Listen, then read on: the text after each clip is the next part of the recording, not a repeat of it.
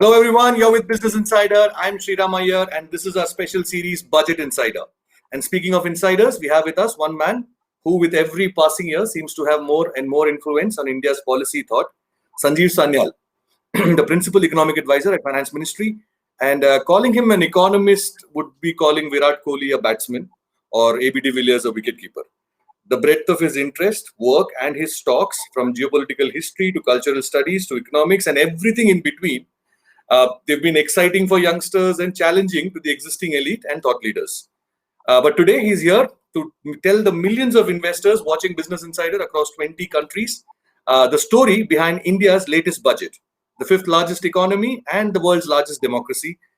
And this couldn't be more important a role. I mean, there are more important roles, but Sanjeev is in a position to influence, like I said, the fifth largest economy and the world's largest democracy. Sanjeev, congratulations on the great ecstatic reaction that you've gotten from the market for the budget.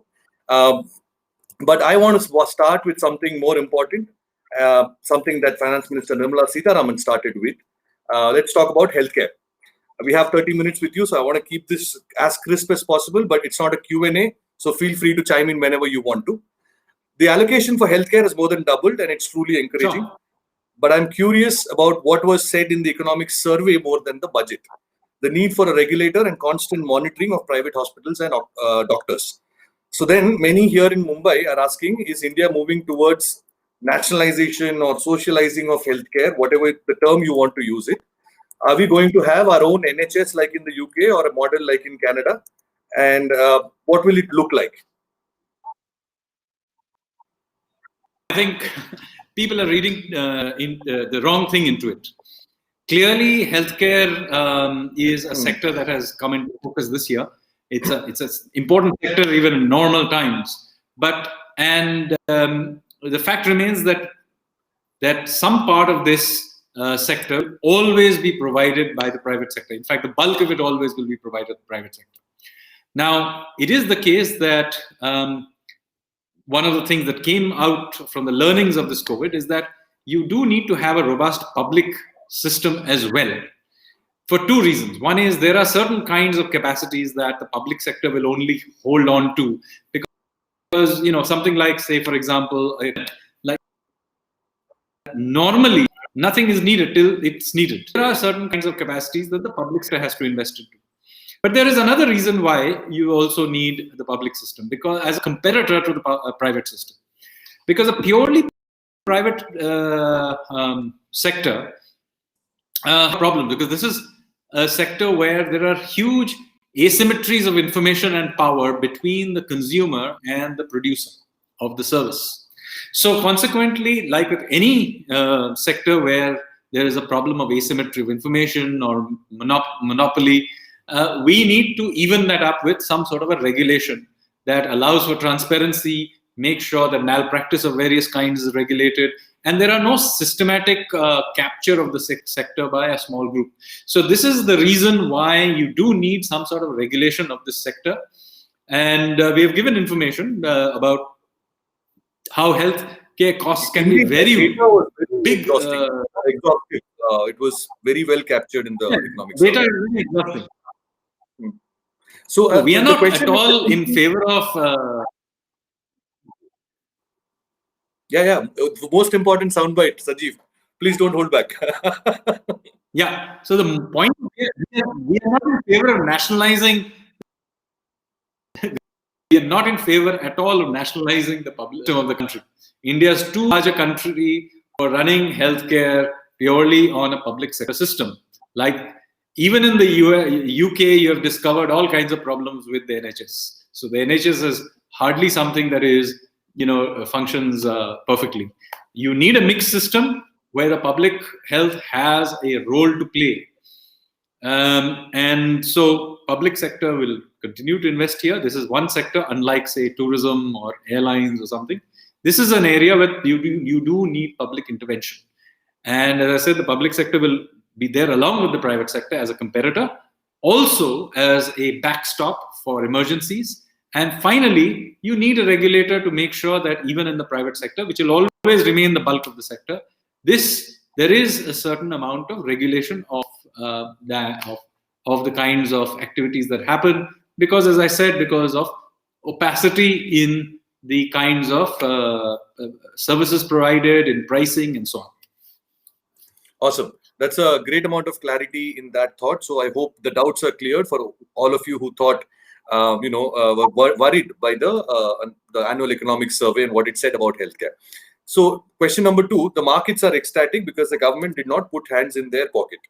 Either in the form of a COVID cess or an additional, tax. There is an agri cess, but the government has repeatedly assured that it is not going to affect the consumer.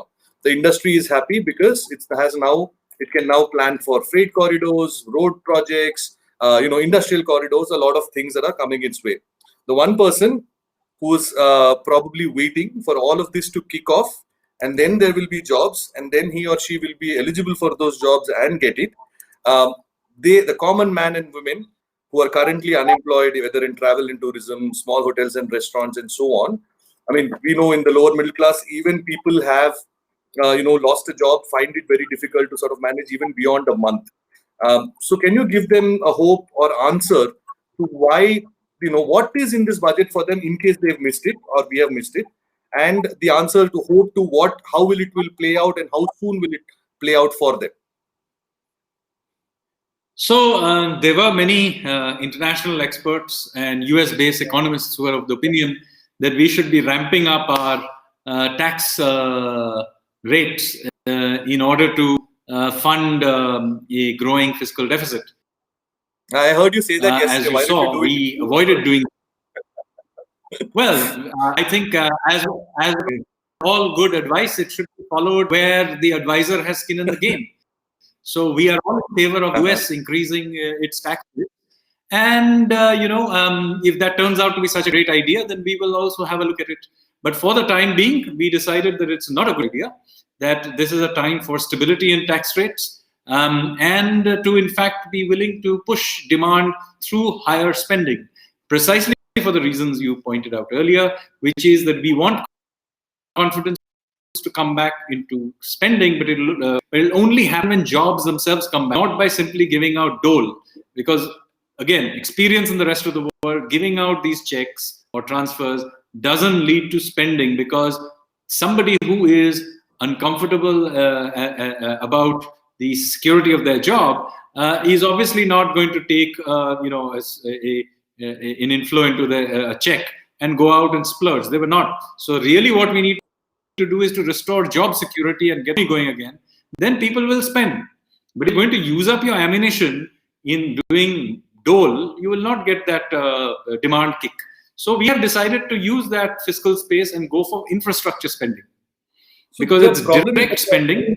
Now, I know some people immediately come and say, but it takes years to complete the project. Yes, that's precisely the point. Demand doesn't, the supply side of the infrastructure comes when you finish the project. The demand for it comes from the first day when you lay a brick.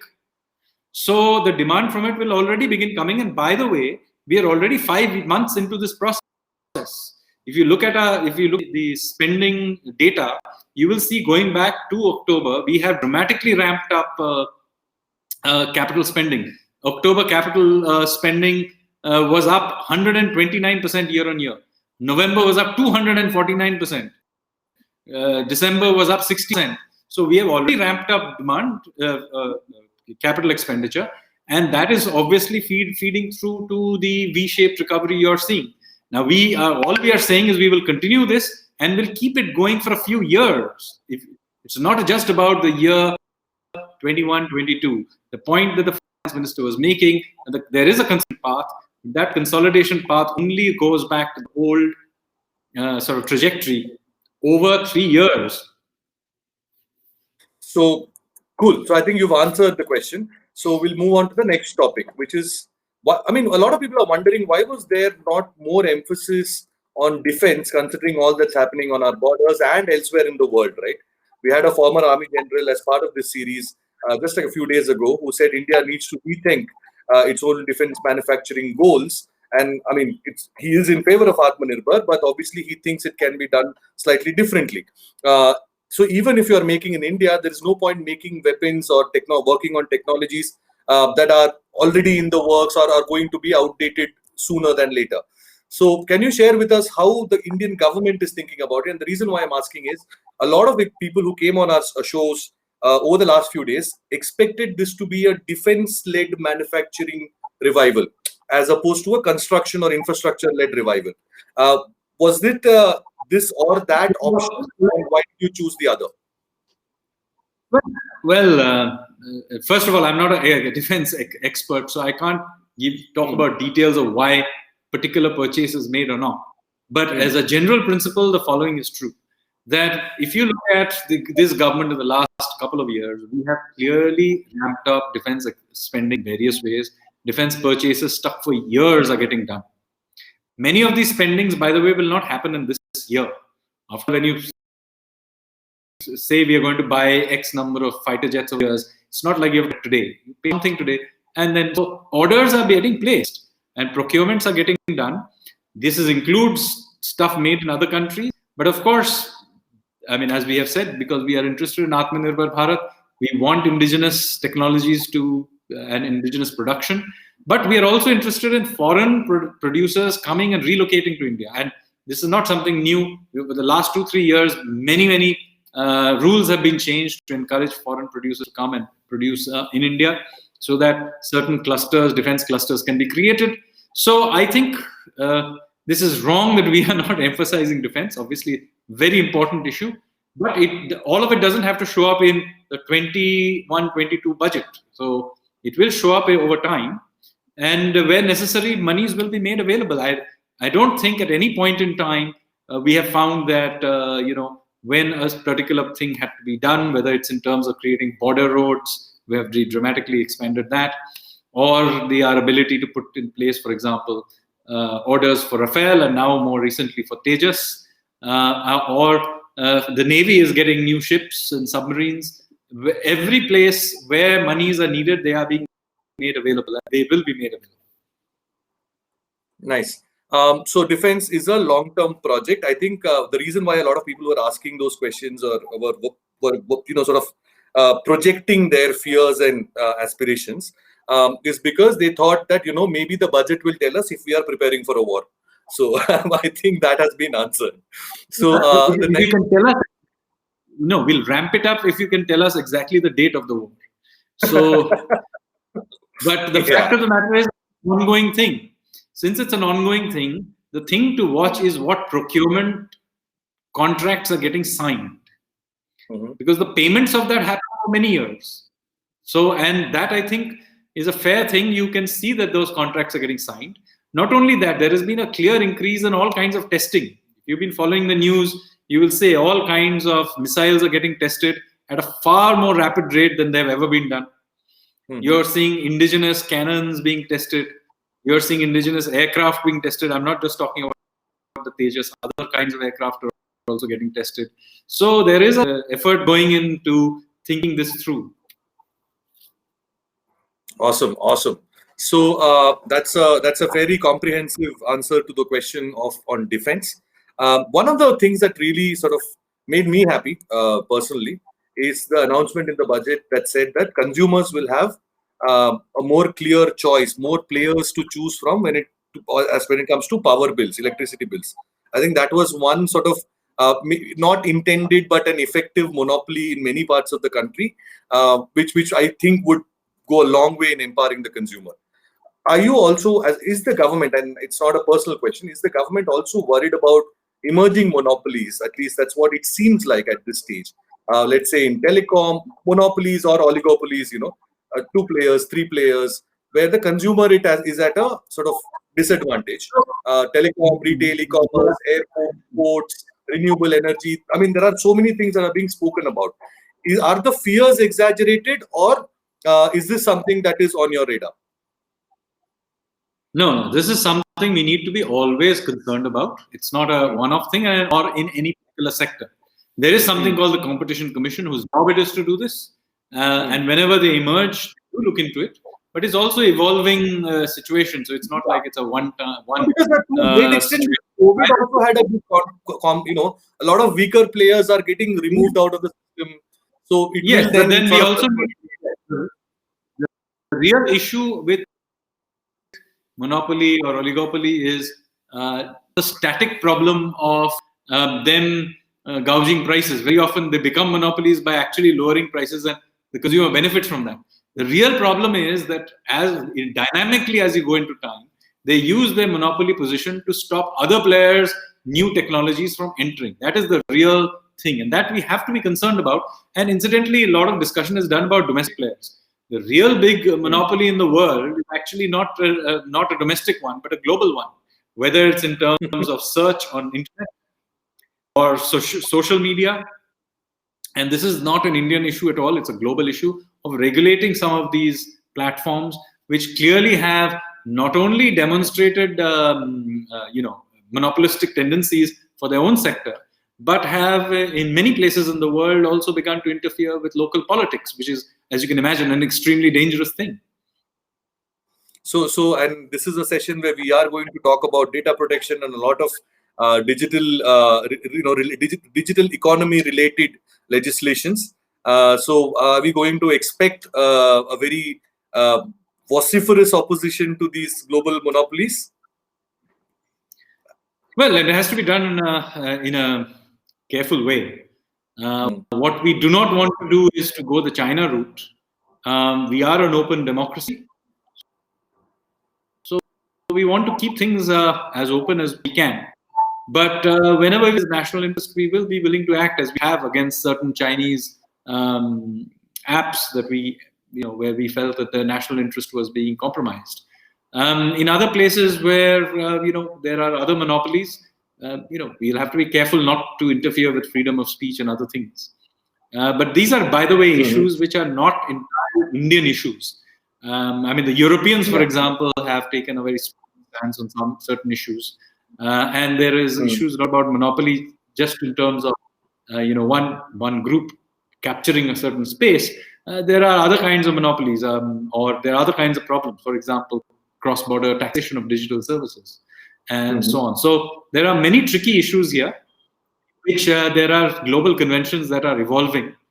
Actually, the body that is probably doing the most in this particular space is the G20. And a lot of work is going on in the G20 tracks, particularly the digital track, the taxation track, and also, by the way, the framework working group, which I co-chair. Awesome. So we are going to see a lot more conversation and a lot more action in this space. And I think we will keep talking to you over the rest of the year. I think we are down to the last couple of minutes. And I want to tackle one more issue. Sanjeev, you have to understand, everybody talks about the economy, fiscal deficit, borrowing target, etc., etc. But very little conversation happens around some of these issues, the new economy, which is what me and Business Insider are part of. And climate change is one of them. Renewable energy is one of them. It is very close to the hearts of all our audience, the young people who are watching Business Insider. And of course, it's a new area which is where people should be pushed towards, right? There should be more information and knowledge towards these areas where people need to skill themselves and be ready for jobs and opportunities that come up. So tell me, from a climate change point of view, there have been some steps taken towards making solar imports more expensive. Are we ready? What is more important for us, to have our own capacity first or to meet our climate goals? Because we are fairly short of where we want it to be in 2022, especially with solar and wind. What is the thought there? Actually, we are doing rather well in terms of creating solar capacities. But there is also a resilience issue here.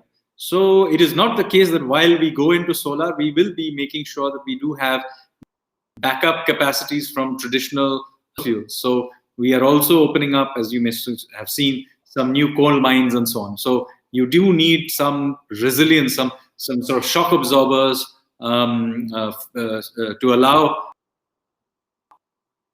while we build out these new capacities. So solar is a major area we've obviously invested quite. But we do need to now, we have reached a scale where again we need to create local capacities. We cannot always remain, there is no point in going from being dependent on Saudi Arabia for oil to being dependent on China for solar panels. We need capacities here. And while we can't do very much about hydrocarbons, we can create solar capacity. There's no particular reason why we can't build at least some kind of solar capacity here. Okay, awesome. So I think we're completely timed out here. Sanjeev, one last opportunity for you to. Is there something that you wanted to talk about and I haven't spoken? Any great budget highlight that's well, nothing particular. All I will say is that through. No, I think the main message should not be particularly any particular item in the budget, but the holistic view of what we have done over the last 1 year, which is we went through a once in a century shock, which affected the rest of the world. But I hope the audience will recognize that India managed this most others. We are not, but we are certainly a part of it in terms of rolling out vaccines to the rest of the world. I hope they will get renewed confidence in our own capacity to deal with global shock in our own way, and to be able to actually lead the world out of this. While obviously it has been a very difficult year at multiple levels, I do think India is emerging out of this with much more confidence about its own capabilities than it had a year ago. Awesome. Thank you so much, Sanjeev, for taking time out and being with us here at Business Insider. I hope you enjoyed it. I loved it. I hope the audience also got some priceless insights into how India is thinking about its economic future. We will go into the analysis of what Sanjeev said. There will be articles. There will be lots of things. Do share your feedback. For now, this is Sriram Iyer signing off. Thank you.